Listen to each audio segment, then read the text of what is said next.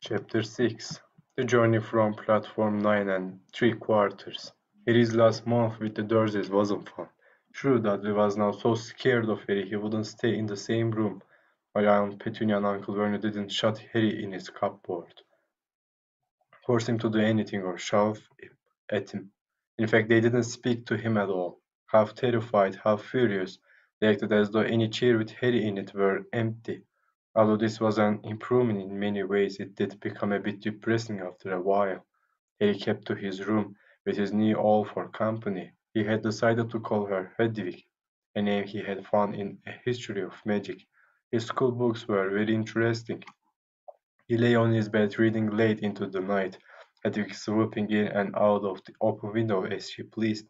It was lucky that Aunt Petunia didn't come into a vacuum anymore, because Hedwig kept bringing back dead mice. Every night before he went to sleep, he ticked off another day on the piece of paper he had pinned to the wall, counting down to September the 1st. On the last day of August he thought he'd better speak to his aunt and uncle about getting to King's Cross Station the next day, so he went down to the living room, where they were watching a quiz show on television. He cleared his throat to let them know he was there, and that they screamed and ran from the room. Uh, Uncle Vernon. Uncle Vernon grunted to show he was listening. I need to be at King's Cross tomorrow to go to Hogwarts. Uncle Vernon grunted again. Would it be all right if you gave me a lift? He supposed that meant yes. Thank you. He was about to go back upstairs when Uncle Vernon actually spoke.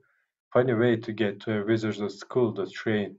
Magic carpets all got punctures, have they? Harry didn't say anything. Where is this school anyway? I don't know, said Harry, realizing this for the first time. He pulled the ticket Hagrid had given him out of his pocket. I just take the train from platform 9 and 3/4 at 11 o'clock, he read. His aunt and uncle stared.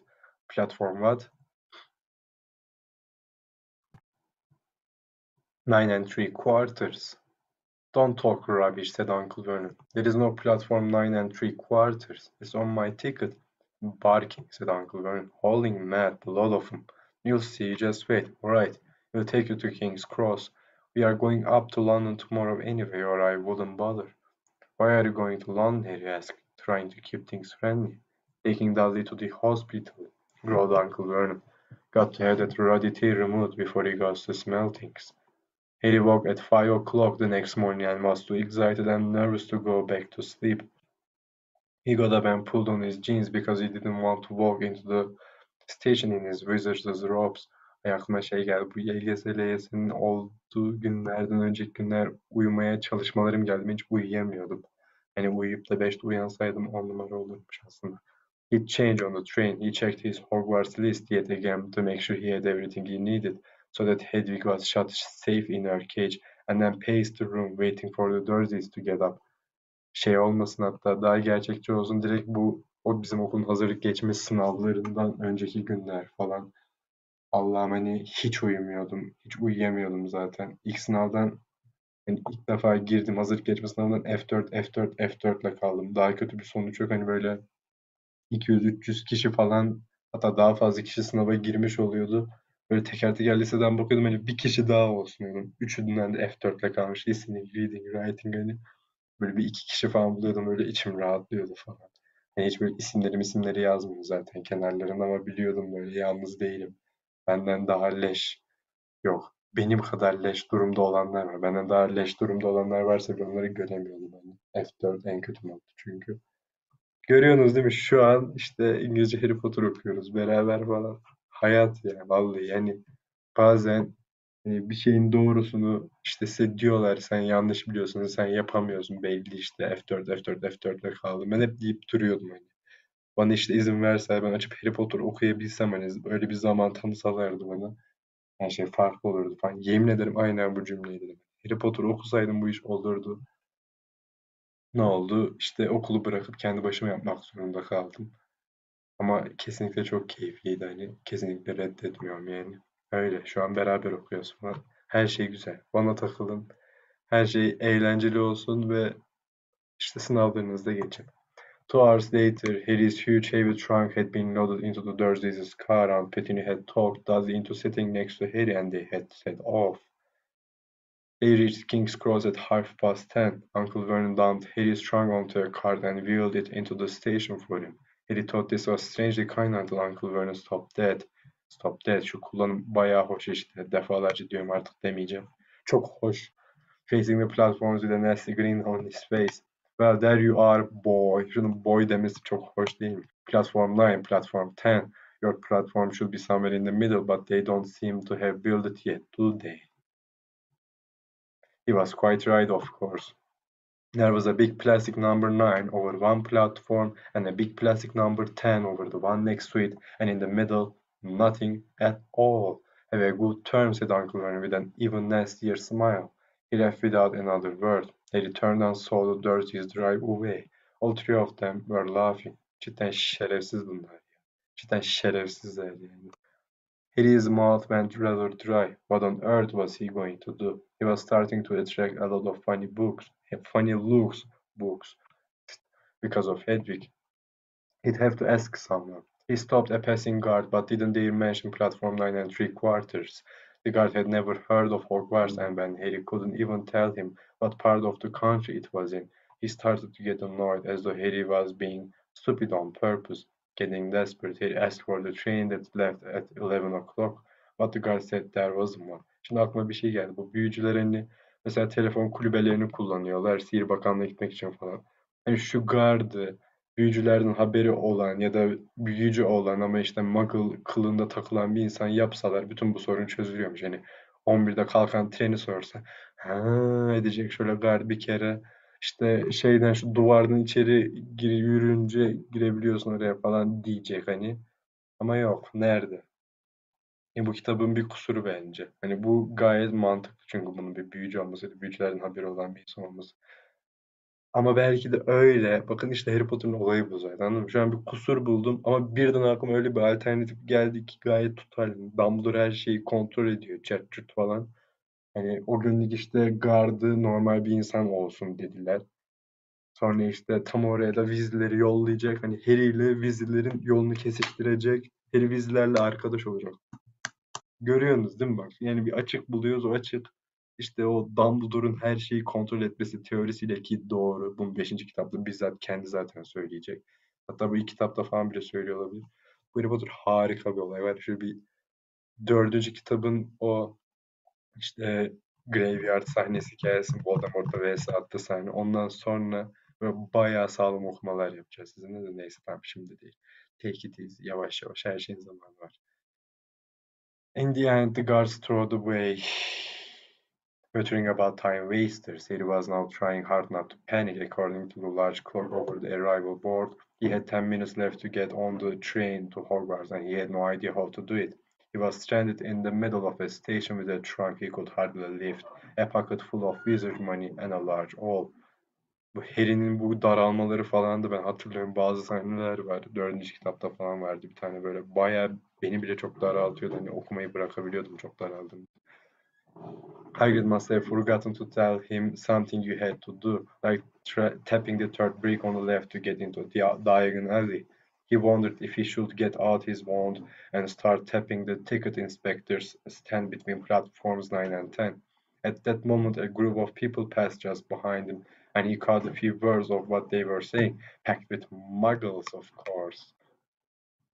He swung round. Oh, şimdi benim bile içim rahatladı. The speaker was a plump woman who was talking to four boys, all with flaming red hair. Each of them was pushing a trunk like Harry's in front of him, and they had an all hard hammering. Harry pushed his cart after them. They stopped, and so did he, just near enough to hear what they were saying. Now, what's the platform number? Said the boys' mother. Jesus, Jesus. Bilmiyorsun kadın. Kaç tane çocuğum var? İki tanesi mezun olmuş okuldan. Ve sen bilmiyorsun platform number'ın ne olduğunu falan işte. Dumbledore her şeyi kontrol ediyor. Burada. Görüyorsunuz. 9 3/4 piped a small girl also red-headed who was holding her hand. Mom, can't I go? Ama bu arada hani bu teori bana ait değil. Onun için benim farkındalığımmış gibi size şey ettim. Öyle değil. Benim değil. Süper Kahraman Brothers harika bir kanal. You're not old enough, Ginny. Now be quiet. All right, Percy, you go first. What look like the oldest boy? Şimdi şöyle bir düşünce şu da mantıklı geliyor tabii. Hani sırf böyle now what's the platform number said the boy yazmaları. Hani belki de böyle sırf cin böyle şey olsun diye. Merakı şey olsun. Cin ya da meraklansın falan diye söylüyor da olabilir. Ama zarar nerede yani? Dumbledore'un teorisinin doğru olduğunu biliyoruz zaten. Ama bu teoriyi hani böyle işte düşünüp taşınıp işte Dumbledore her şeyi kontrol etmeli diyebilecek kadar üstüne düşündükten sonra dememiz gerekiyor. Onu diyemediğimiz zaman da bir şey diyebilmemiz gerekiyor. Hani daha ilk okuyucuyuz, daha hiçbir şey bilmiyoruz bu dünyaya dair. Şu kızcağız, hani şu kız için falan belki diyor oluyor, olabilir deriz. You're not old enough, Ginny. Now be quiet. All right, Percy, you go first. That looked like the oldest boy marched toward platforms 9 and 10. Harry was careful not to blink in case he missed it. But just as the boy reached the dividing barrier between the two platforms, a large crowd of tourists came swarming in front of him, and by the time the last backpack had cleared the way, the boy had vanished. Fred, you next, the plump woman said. Not Fred, I'm George, said the boy. Honestly, woman, you call yourself our mother? Can't you tell I'm George? Sorry, George, dear. Only joking, I'm Fred, said the boy, and off he went. His twin called after him to hurry up, and he must have done so, because a second later he had gone. But how had he done it? Now the third brother was walking briskly toward the barrier. He was almost there, and then, quite suddenly, he wasn't anywhere. There was nothing else for it. Excuse me, Harry said to the plump woman. Hello, dear, she said. First time at Hogwarts? Ron's new, too. She pointed at the last and youngest of her sons. He was tall, thin, and gangling with freckles, çilelerdi, big hands and feet, and a long nose. Fiziksel özellikleri şeyden farklı hani tabii filmdeki halinden. He was tall, thin, zayıf. Hani filmlerde normal bir kilodaydı. And gangling deyince kelimeyi tam bilmiyorum ama böyle bir sallana sallana falan bir yürüme olabilir. Freckles, ben de Freckle'lı birini sevdim zamanında falan. Big hands and feet and a long nose. Uzun burnu varmış. Yes, said Harry. The thing is, I don't know how to get onto the platform, she said kindly, and Harry nodded. Not to worry, she said. All you have to do is walk straight at the barrier between platforms 9 and 10. Don't stop and don't be scared you'll crash into it, and that's very important. Best do it at a bit of a run if you're nervous. Go on. Go now. Go now before wrong. Okay, said Harry. He pushed his trolley around and stared at the barrier. It looked very solid. He started to walk toward it. People jostled him on their way to platforms 9 and 10. He walked more quickly. He was going to smash right into that barrier, and then he'd be in trouble. Leaning forward on his cart, he broke into a heavy run. The barrier was coming nearer and nearer. He wouldn't be able to stop. The cart was out of control. He was at a foot away. He closed his eyes, ready for the crush. It didn't come. He kept on running. He opened his eyes. A car steam engine was waiting next to a platform packed with people. A sign overhead said Hogwarts Express. 11 o'clock. Harry looked behind him and saw a wrought iron archway where the barrier had been, with the words platform 9 and 3/4 on it. He had done it. Smoke from the engine drifted over the heads of the chattering crowd, while cats of every color wound here and there between their legs. All hooted to one another in a disgruntled sort of way over the babble and the scraping of heavy trunks. The first wave carriages were already packed with students, some hanging out of the window to talk to their families, some fighting over seats. He pushed his cart off down the platform in search of an empty seat. He passed a round-faced boy who was saying, Gran, I've lost my thought again. Oh, Neville! He heard the old woman sigh. Oh, Neville! Sigh olunca yanlış okumuşum, düzelttim. Oh, Neville! Bu da biraz aşırı oldu ama bu tarz bir şey. A boy with red locks was surrounded by a small crowd. Give us a look, Lee, go on. The boy lifted the lid of a box in his arms, and the people around him shrieked and yelled as something inside poked out a long, hairy leg. Harry pressed on through the crowd until he found an empty compartment near the end of the train. He put Hedwig inside first and then started to shove and heave his trunk toward the train door. He tried to lift it up the steps but could hardly raise one end, and twice he dropped it painfully on his foot. On a hand, it was one of the red-haired twins he'd followed through the barrier. Want a hand. Yine bu çok fazla resmi oldu. Ben mesela istemsiz şey de okudum. One a hand, hani wanna a hand, hatta o E'yi ettim, one a hand hani gibi. Yes, please, Harry panted. Oy Fred. Oy. Oy benim başım der gibi. Oradaki oyla aynı hatta. Come here and help. With the twins' help, Harry's trunk was at last tucked away in a corner of the compartment. Thanks, said Harry, pushing his sweaty hair out of his eyes. What's that? Said one of the twins, suddenly pointing at Harry's lightning scar. Why me? Said the other twin. Are you? He is, said the first twin. Aren't you? He added to Harry. What? Said Harry. Harry Potter, chorused the twins. Oh, him, said Harry. I mean, yes, I am. Aşırı güzel, iyi şey, gerçek İngilizce kullanım. Harry Potter chorus the twins. Hani bu choruslamak işte koro, benim bildiğim, yanlış bilmiyorsam beraber işte söylüyorlar koro. "Aa!" falan. Esprili bir kullanım şekli de hani iki insan aynı anda bir şey söylerlerse onlar işte koro yaptılar tarzı bir esprili olan harika bir gerçek İngilizce kullanım dediğim gibi. The two boys gawked at him, and Harry felt himself turning red. Then, to his relief, a voice came floating in through the train's open door. Fred, George, are you there? Coming, ma'am. With a last look at Harry, the twins hopped off the train.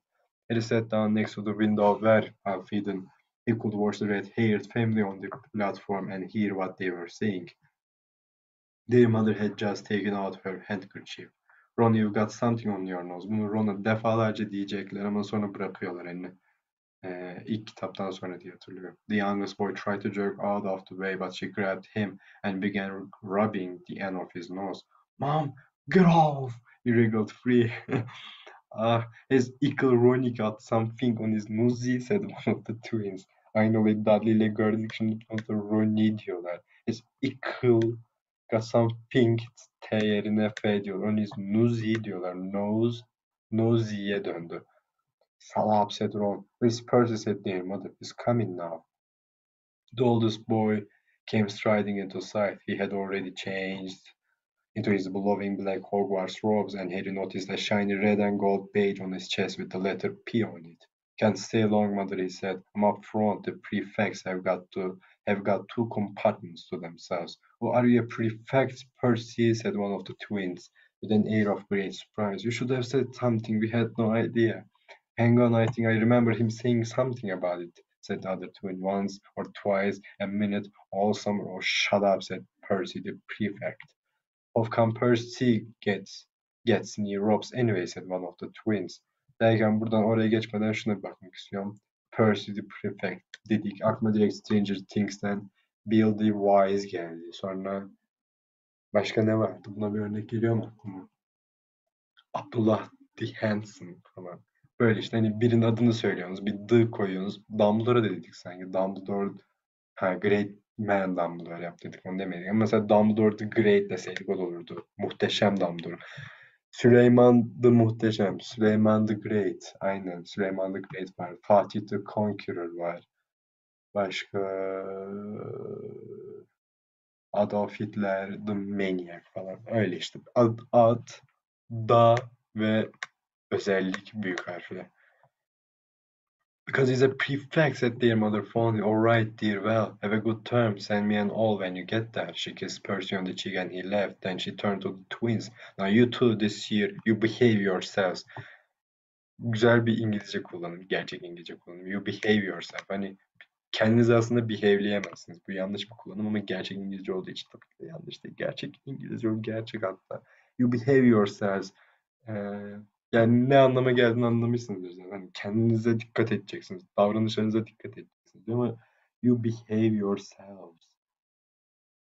Kendinizi şöyle bir tutup onu böyle bir şekle şemale sokacaksınız gibi bir anlamı var. Herhalde böyle kelimeleri okuyunca anladığımız anlam olarak da. Böyle ilk anlam. If I get one more all telling me you blown up a toilet or blown up a toilet. You never blown up a toilet. Great idea though. Thanks, mom. It's not funny. I look after Ron. Don't worry, Ronnie Keynes is safe with us. Shut up, said Ron again. He was almost as tall as the twins already, and his nose was still pink where his mother had rubbed it. Hey, mom, guess what? Guess who we just met on the train. He leaned back quickly so they couldn't see him looking. You know that black-haired boy who was near us in the station? Know who he is? Who? Harry Potter, Harry heard the little girl's voice. Oh, Mom, can I go on the train and see him, Mom? Oh, please. You've already seen him, Ginny. And the poor boy isn't something you Google at in a zoo. Is he really Fred? How do you know? Ask him. So his scar is really there, like lightning. Poor dear. No wonder he was alone, I wondered. He was ever so polite when he asked how to get onto the platform. Never mind that. Do you think he remembers what you know who looks like? Dear mother suddenly became very stern. I forbid you to ask him, Fred.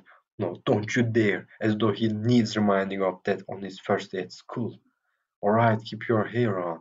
A whistle sounded. Hurry up, dear mother said, and the three boys clambered onto the train. They leaned out of the window for her to kiss them goodbye, and their younger sister began to cry. Don't, Ginny, we'll send you lots of owls. Lots of owls. We'll send you a Hogwarts toilet seat. George, only joking, Ma. The train began to move. He saw the boys' mother waving, and their sister half laughing, half crying, running to keep up with the train until it gathered too much speed and she fell back and waved. Sesler duyuyorum ama kelebek gibi bir şey var herhalde. Odanın içinde şu an göremiyorum. Neredeydik? Then she fell back and waved. Harry watched the girl and her mother disappear as the train rounded the corner. Houses flashed past the window. Harry felt a great leap of excitement. He didn't know what he was going to, but it had to be better than what he was leaving behind. The door of the compartment slid open and the youngest red-headed boy came in. Anyone sitting there? He asked, pointing at the seat opposite Harry. Everywhere else is full. He shook his head and the boy sat down. He glanced at Harry and then looked quickly out of the window, pretending he hadn't looked. Harry saw he still had a black mark on his nose. Bu Ron harika bir karakter ya, yemin olsun. Hey Ron, the twins were back. Listen, we're going down the middle of the train. Lee Jordan's got a giant tarantula down there. Right, mumbled Ron. Harry, said the other twin. Did we introduce ourselves? Fred and George Weasley. And this is Ron, our brother. See you later then. Hatırlıyorum, bu Felsefe Taşı'nın Sırlar Odası'nın oyunları ben deli gibi oynuyorduk zaten Askamalı Susağı falan da. Orada hep böyle Fred'le George geliyorlardı. İşte hi Harry diyorlardı. See you later then diyorlardı sonra. Hi Harry diyorlardı. Sonra bir şey demiyorlar. Sonra see you later then diyorlardı falan. Aklıma oyunlar geldi. Bye said Harry and Ron. The twins slid the compartment door shut behind them. Bye said Harry and Ron. Hani bu ilginç bir kullanım olmuş. Çünkü hani bye said both Harry and Ron dese oluyor herhalde. Hani ikisi de bye dedi falan. İkisi de işte çoğruslamış olabilirler yine aynı anda demişlerdi falan.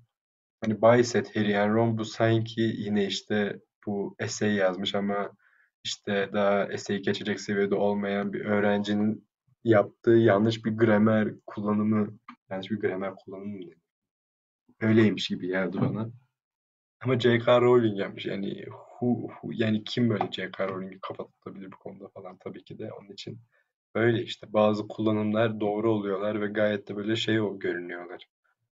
Yanlış. The twins slid the compartment door shut behind them. Are you really Harry Potter on blurted out?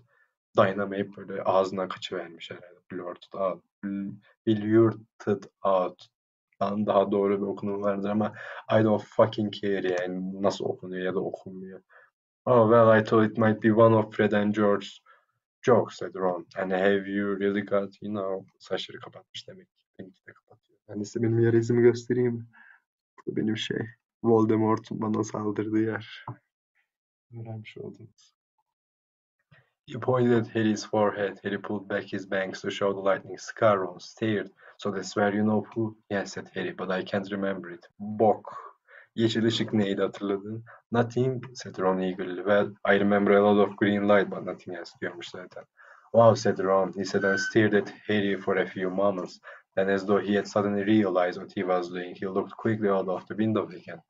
Are all your family wizards? Asked Harry, who found Ron just as interesting as Ron found him. Yes, I think so, said Ron. I think Mom's got a second cousin who is an accountant, but we never talk about him. So you must know lots of magic already. The Weasleys were clearly one of those old wizarding families the pale boy in Diagon Alley had talked about.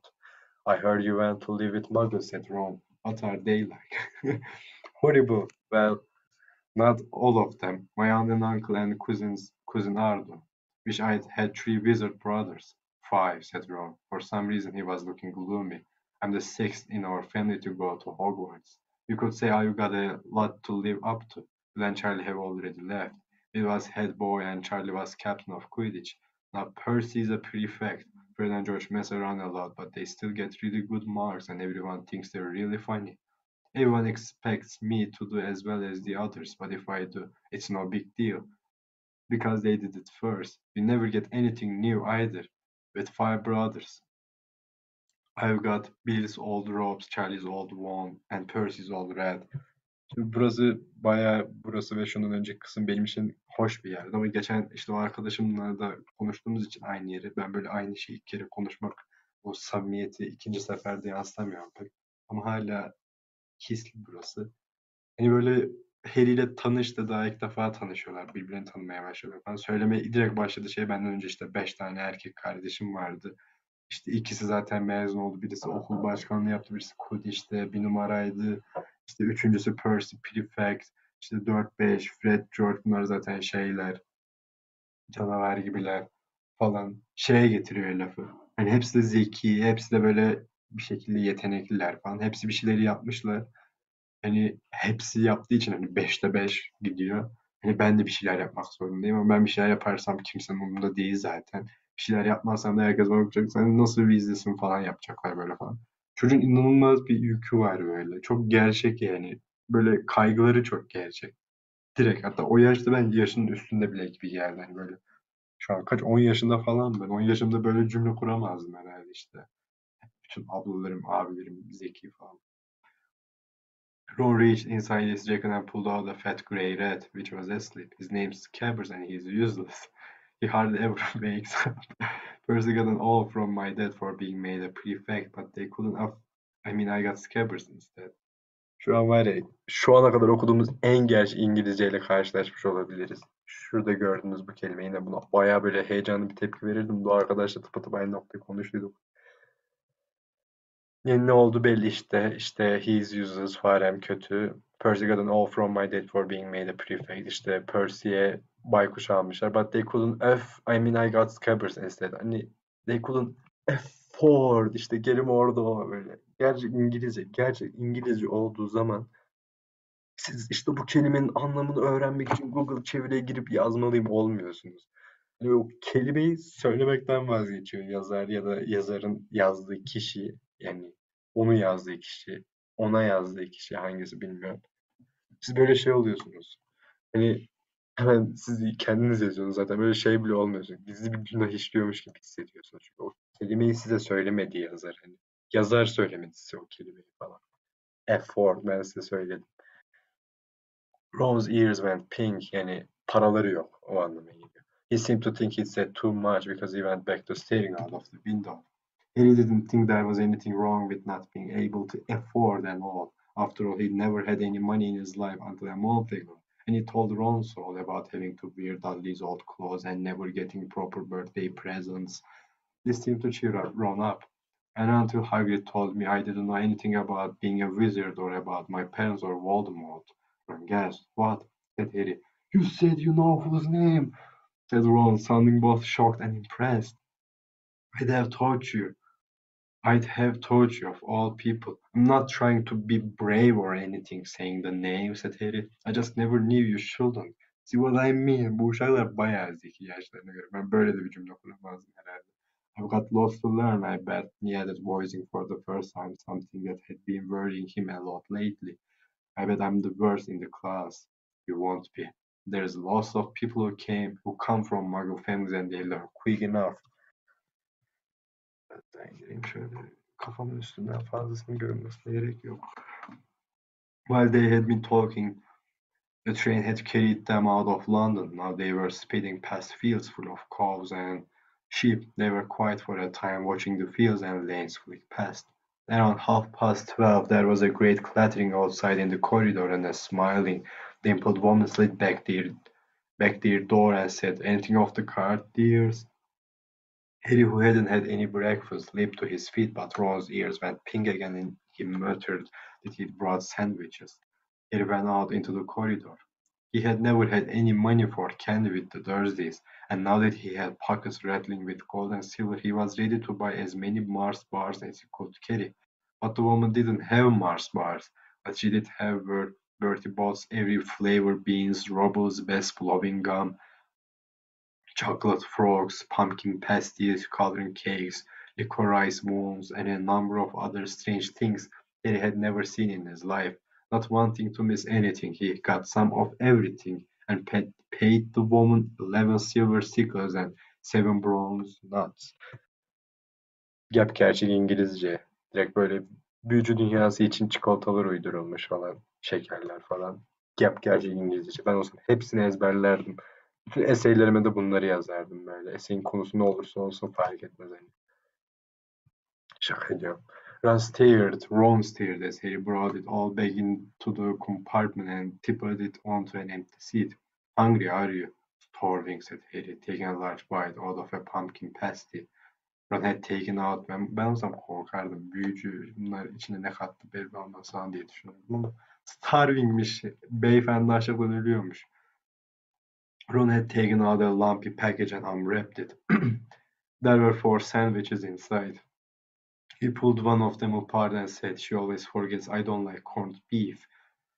"Except you for one of these," said Harry, holding up a pasty. "Go on. You don't want this. It's all dry," said Ron. "She hasn't got much time," he added quickly. "You know, with 5 of us." Biraz fazla acındırıyor kendini ama bu yaştaki bir çocuk tabii ki de böyle bir şeyi kontrol edebilecek kadar şey olmayabiliyor gayet normal bir şekilde. Kesinlikle yargılamıyoruz. Ron kalbimizdesin yani. Devam. "Go on, have a pasty," said Harry, who had never had anything to share before, or indeed anyone to share it with. It was a nice feeling sitting there with Ron eating their way through all Harry's pasties, cakes, and candies, the sandwiches they forgot. "What are these?" Harry asked Ron, holding up a pack of chocolate frogs. "They're not really frogs, are they?" He was starting to feel that nothing would surprise him. "No," said Ron, "but see what the card is. I'm missing Agrippa." "What?" Şimdi burada geçen bütün kelimeleri, özel isimleri Google'a yazıyorsunuz. Yanına da Harry Potter yazıyorsunuz. Direkt Harry Potter'ın oyunlarında bu kartları biz topluyorduk böyle oyunda. Onlar çıkıyor. Bakması bayağı sarıyor. Durdurun bunlara bakın yani. What? Oh, of course you wouldn't know. Chocolate frogs have cards inside them, to collect. Famous witches and wizards. I've got about 500, but I haven't got Agrippa or Ptolemy. Şu Ptolemy'yi bilmiyorum. Bu Agrippa eğer şeyse bu Büyü Felsefesi diye bir kitap var. Onun yazarıysa yani gerçek büyücü ismi. Gerçek birisi. Harry unwrapped his chocolate frog and picked up the card. It showed a man's face. He wore half-moon glasses, had a long, crooked nose and flowing silver hair, beard and mustache. Underneath the picture was the name Albus Dumbledore. "So this is Dumbledore," said Harry. "Don't tell me you'd never heard of Dumbledore," said Ron. Öyle bir şey demiyor zaten. "So this is Dumbledore." Yani duymuş olduğu belli zaten daha önceden. Sadece görmemiş Ron. "Can I have a frog? I might get Agrippa. Thanks." He turned over his card and read Albus Dumbledore, currently headmaster of Hogwarts. Considered by many the greatest wizard of modern times, Dumbledore is particularly famous for his defeat of the Dark Wizard Grindelwald in 1945, for the discovery of the 12 uses of dragon's blood, and his work on alchemy with his partner Nicholas Flamel. Professor Dumbledore enjoys chamber music and ten-pin bowling. Grindelwald bu adamın son kitaba kadar bir kere bile daha duymayacağız. Ne o yani polisiye romanı, dizilim şeyleri bayağı aktif şu an. Chamber müzik dinliyormuş, klasik müzik, and ten-pin bowling bilmiyorum. Harry turned the card back over and saw, to his astonishment, that Dumbledore's face had disappeared. "He's gone." "Well, you can't expect him to hang around all day," said Ron. "He'll be back." "No, I've got Morgana again, and I've got about 6 of her. Do you want it? You can start collecting." Ron's eyes strayed to the pile of chocolate frogs waiting to be unwrapped. "Help yourself," said Harry. "But in, the Muggle world, people just stay put in photos. Do they?" "What, they don't move at all?" Ron sounded amazed. "Weird." Harry stared as Dumbledore sidled back into the picture on his card and gave him a small smile. Ron was more interested in eating the frogs than looking at the famous witches and wizards cards, but Harry couldn't keep his eyes off them. Soon he had not only Dumbledore and Morgana, but hangings of woodcraft, Albrecht Granian Cirque nasıl okunuyor bilmiyorum. Paracelsus and Merlin. Bu Merlin büyücü. Merlin'in işte konuştuk. Merlin'in sakalı. Hani bu Jesus Christ dediğimiz, onlar da Merlin dediğimiz Merlin, o Merlin. He finally tore his eyes away from the Druids Cleona. Şu eğer isimle dahil değil zaten. Bayağı ilginç bir kelimeymiş. Bunu merak ettim. Druides. Druides. Sil. Druides. Rahibeler sınıfı üyesi nasıl? Druides. Rahibeler sınıfı üyesi. İlginç bir kelimeymiş. Who was scratching her nose to open a bag of Bertie Bott's every flavor beans. You want to be careful with those, Ron warned Harry. When they say every flavor, they mean every flavor, you know. You get all the ordinary ones like chocolate and peppermint and marmalade, but then you can get spinach and liver and tripe. George recons yet the booger-flavored ones, one was. Ron picked up a green bean, looked at it carefully and bit into a corner. Oh, see, sprouts.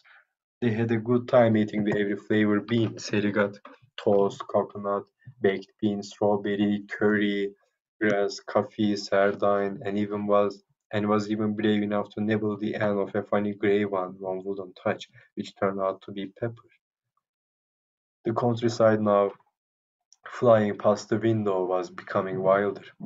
The neat fields had gone, now there were woods, twisting rivers, and dark green hills. There was a knock on the door of their compartment, and the round-faced boy Harry had passed on platform 9 3/4 came in.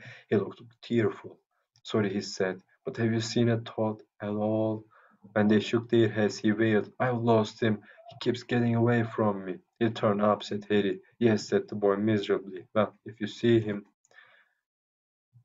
He laughed. Don't know why he's so bothered, said Ron.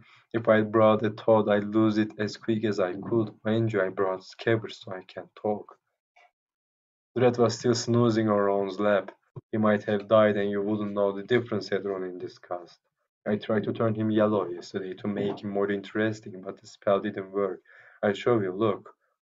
He rummaged around in his trunk and pulled out a very battered-looking wand. It was chipped in place and something white was glinting at the end. Hani büyücü asayı seçer diyorduk. Şu uşak o kadar fakirken kendi asasını bile seçemiyor. Unicorn's hair's nearly poking out. Anyway, he had just raised his wand when the compartment door slid open again.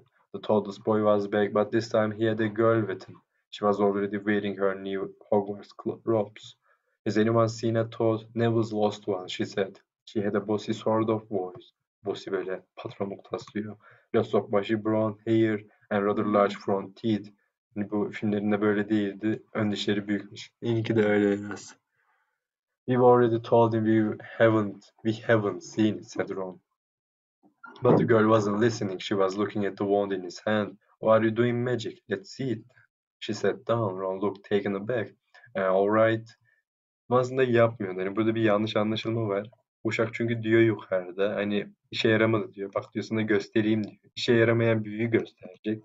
Hani birden işte Hermione böyle o bossy sesiyle falan büyü yapıyorsun demek. Hadi görelim deyince Ron da bir şey diyemedi. Hani büyü yapmıyorum. Hani yapamadığım büyü yapmayı deneyecektim. Aslında onu yapmayı deniyor olmayacaktım. Çünkü onu yapamayacağımı biliyordum zaten. Diyemiyor. Yani şu Hermione'nin işte eee, baskın tavırları yüzünden uşakcağız şimdi şey oldu. Biraz böyle bir triplere girdi falan. Sonra Hermione'ye patlayacak falan, araları boşu boşuna kötü olacak. Alright, he cleared his throat. Sunshine, daisies, buttermellow, turned his stupid fat rat yellow. He waved his wand, but nothing happened. Scabbers stayed grey and fast asleep. Are you sure that's a real spell? Yes. He's sure IQ, said the girl. But it's not very good, is it? Biliyoruz. I've tried a few simple spells just for practice and it's all worked for me. Nobody in my family is magic at all. It was ever such a surprise when I got my letter.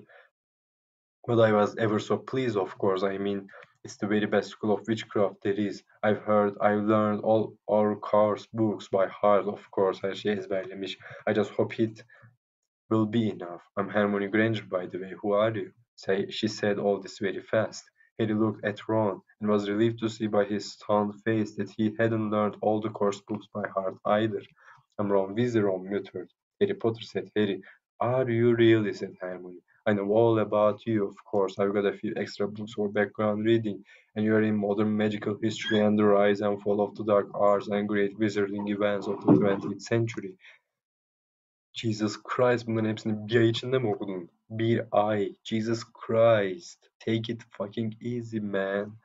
Am I? Said Harry, feeling dazed. Goodness, didn't you know I'd have found out everything I could if it was me, but you're not, bitch, said Hermione. Do either of you know what house you'll be in? I've been asking around, and I hope I'm in Gryffindor. It sounds by far the best.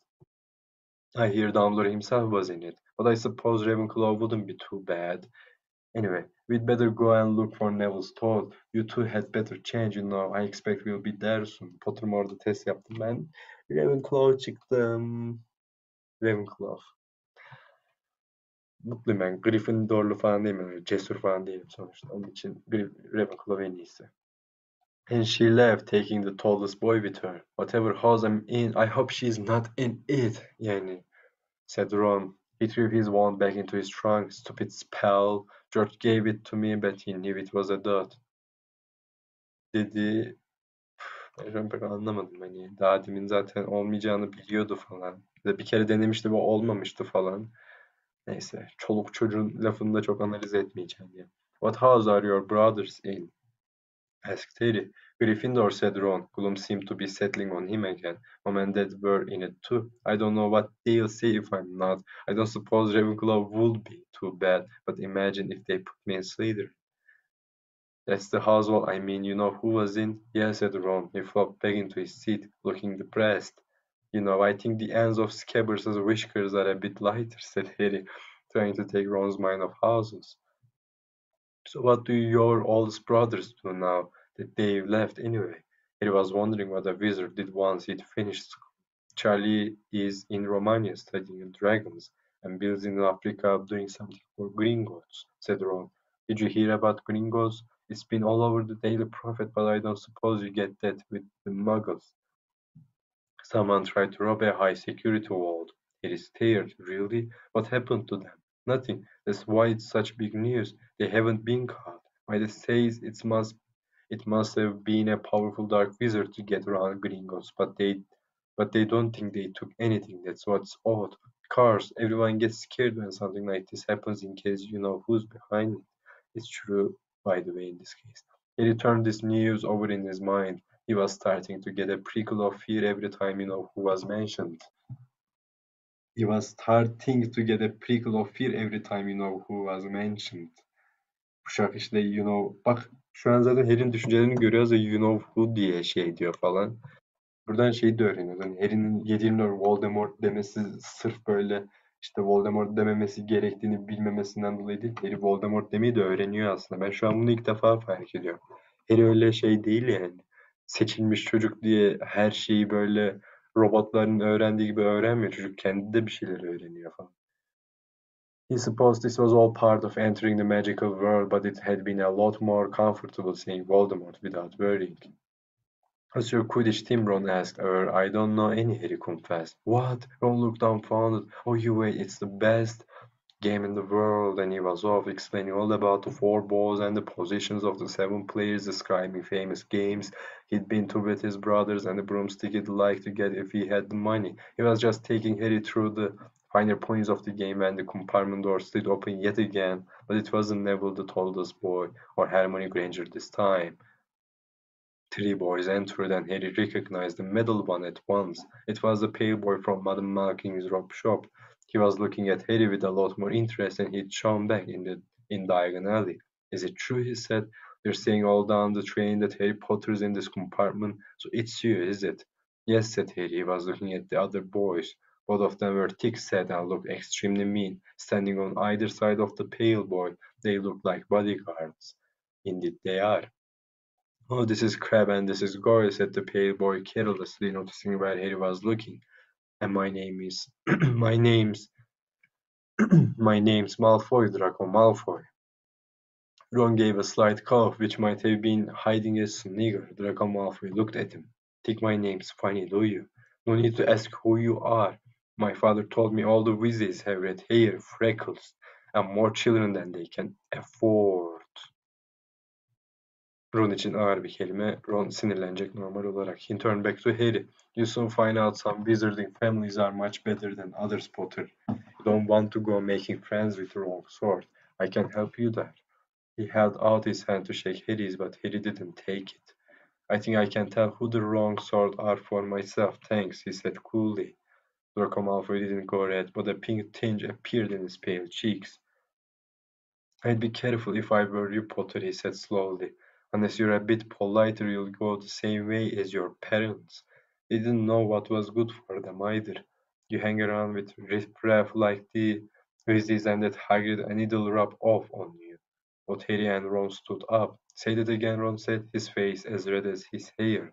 Oh, you're going to fight us, are you? Malfoy sneered. Unless you get out now, said Harry more bravely than he felt, because Crabbe and Goyle were a lot bigger than him or Ron. But we don't feel like leaving, do we, boys? We've eaten all our food and you still seem to have some. Goyle reached toward the chocolate frogs next to Ron. Ron leapt forward, but before he'd so much as touched Goyle, Goyle let out a horrible yell. Scabbers the rat was hanging off his finger, sharp little teeth sunk deep into Goyle's knuckle. Crabbe and Malfoy backed away as Goyle swung Scabbers round and round, howling. And when Scabbers finally flew off and hit the window, all three of them disappeared at once. Perhaps they thought there were more rats lurking among the sweets, or perhaps they'd heard footsteps because a second later Hermione Granger had come in. What has been going on? She said, looking at the sweets all over the floor and Ron picking up Scabbers by his tail. I think he's been knocked out, Ron said to Harry. He looked closer at Scabbers. No, I don't believe it. He's gone back to sleep. And so he had. You met Malfoy before? He explained about their meeting in Diagon Alley. I heard of his family, Ron, said Ron darkly. They were some of the first to come back to our side after you know who disappeared. Said they'd been bewitched. My dad doesn't believe it. He says Malfoy's father didn't need an excuse to go over to the dark side. He turned to Hermione. Can we help you with something? You'd better hurry up and put your robes on. I've just been up to the front to ask the conductor. And he says we're nearly there. You haven't been fighting, have you? You'll be in trouble before we even get there. Scabbers has been fighting, not us, said Ron, scolding at her. Would you mind leaving while we change? All right. I only came in here because people outside are behaving very childishly, racing up and down the corridor, said Hermione in a sniffy voice. And you got dirt on your nose, by the way, did you know? Ron glared at her as she left.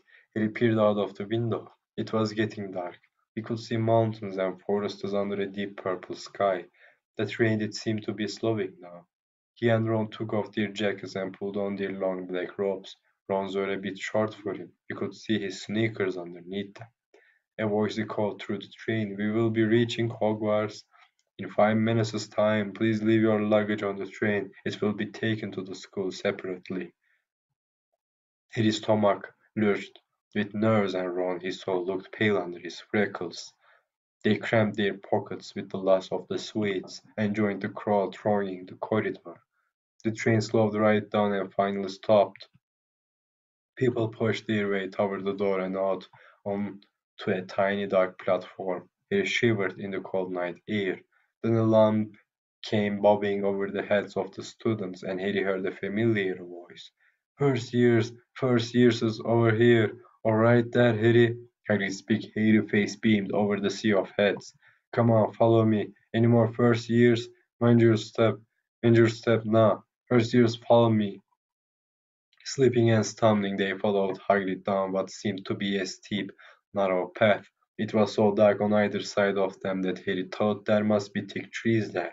Nobody spoke much. Neville, the boy who kept losing his thought, sniffed once or twice. You'll get your first sight of Hogwarts in a sec, Hagrid called over his shoulder. Just round this bend here. There was a lot. Oh, oh. Bu sesi şu an çıkaramıyorum az buçuk yorulduğum için. The narrow path had opened suddenly onto the edge of a great black lake, perched atop a high mountain on the other side. Its windows, sparkling in the starry sky, was a vast castle with many turrets and towers. No more than 4 to a boat, Hagrid called, pointing to a fleet of little boats sitting in the water by the shore. Harry and Ron were followed into their boat by Neville and Hermione. "Everyone in!" shouted Hagrid, who had a boat to himself. "Right then, forward!" And the fleet of little boats moved off all at once, gliding across the lake, which was as smooth as glass. Everyone was silent, staring up at the great castle overhead. It towered over them as they sailed, nearer and nearer to the cliff on which it stood. "Heads down!" yelled Hagrid as the first boats reached the cliff. They all bent their heads, and the little boats carried them through a curtain of ivy that hid a wide opening in the cliff face. They were carried along a dark tunnel which seemed to be taking them right underneath the castle, until they reached a kind of underground harbor. There they clambered out onto rocks and pebbles. "Oi, you there! This is your toad," said Hagrid, who was checking the balls as people climbed out of them.